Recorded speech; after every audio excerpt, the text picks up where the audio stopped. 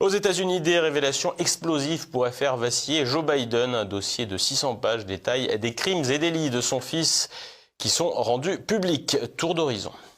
Sexe, drogue et trahison dans le clan Biden. Le président Joe Biden, déjà bien occupé avec les élections de mi-mandat, doit aussi faire face au dossier accablant de son fils Hunter. Plus de 600 pages publiées par le think tank Marco Polo, un groupe de recherche américain ayant pour principale activité la dénonciation de la corruption et du chantage. Y sont détaillés et énumérés pas moins de 459 crimes et délits, dont 140 infractions liées aux affaires, 191 liées au sexe et 128 liées à la drogue. Conflits d'intérêts, fraude fiscale, détournement de fonds pour plusieurs millions d'euros, achat, possession et usage de stupéfiants, détention illégale d'armes à feu, sextape. La liste est longue et variée.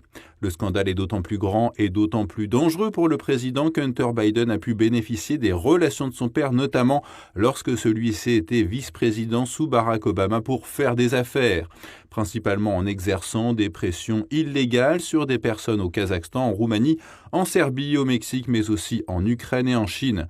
Le scandale ukrainien était déjà connu au moment de l'élection présidentielle de 2020. Entre 2014 et 2019, Hunter Biden a siégé au conseil d'administration de Burisma Holdings, un des plus grands producteurs privés de gaz naturel d'Ukraine, une société détenue par des oligarques. Au sein de cette société, Hunter Biden aurait été consultant, bien que ne connaissant rien au sujet de l'Ukraine et n'ayant aucune expérience dans le secteur de l'énergie. Une enquête avait alors été menée par un procureur général ukrainien. Joe Biden, vice-président de Barack Obama, au moment des faits, avait effectué un chantage contre le président ukrainien Petro Poroshenko pour que ce procureur soit limogé. Celui-ci sera remplacé par un autre qui bouclera rapidement l'enquête, et cela sans inquiéter Hunter Biden. Donald Trump demandera une enquête sur cette affaire et fera en réponse l'objet d'une procédure d'impeachment qui n'aboutira pas. L'affaire était donc connue, mais n'était qu'une partie émergée de l'iceberg. D'autres éléments sont à présent révélés. Un dirigeant d'une société émanant officieusement de l'État chinois a ainsi envoyé un courrier électronique au fils de l'actuel président dans lequel peut être lu, je cite, « Quand les services secrets souhaitent appeler pour vérifier les choses, comme ils le font toujours, faites-leur rappeler Jonathan ou moi ». Il aurait ainsi placé les États-Unis dans une situation délicate en donnant aux Chinois des moyens efficaces de faire chanter Joe Biden.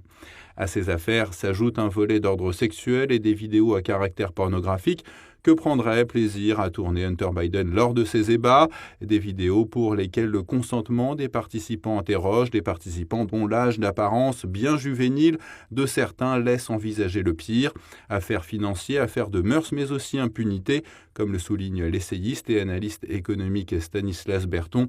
De nombreux acteurs se sont mobilisés pour garantir une forme d'impunité pour le clan Biden. Ce qui est vraiment frappant, c'est que vous avez vraiment les 4 étapes, c'est-à-dire dans un premier temps, il y a le FBI qui enterre l'affaire, donc personne ne veut se saisir du dossier en dépit du fait que tous les crimes sont des infractions constatées, même des crimes fédéraux.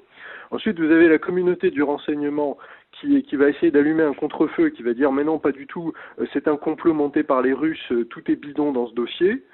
Et ensuite, vous allez avoir les GAFA, donc Twitter, Facebook notamment, qui reconnaissent, en plus eux le reconnaissent, qu'ils ont enterré cette affaire, ils ont empêché la communication des informations liées à ce rapport et au crime d'Hunter Biden sur leurs plateformes respectives. Et puis enfin, vous avez les médias de masse qui refusent de parler de cette affaire, qui refusaient d'en parler il y a 2 ans avant l'élection présidentielle et qui n'en parlent pas plus aujourd'hui. Pourtant, une procédure d'impeachment aurait pu être déclenchée pour moins que cela, et c'est précisément ce que l'administration Biden peut craindre en cas de victoire des républicains au Congrès.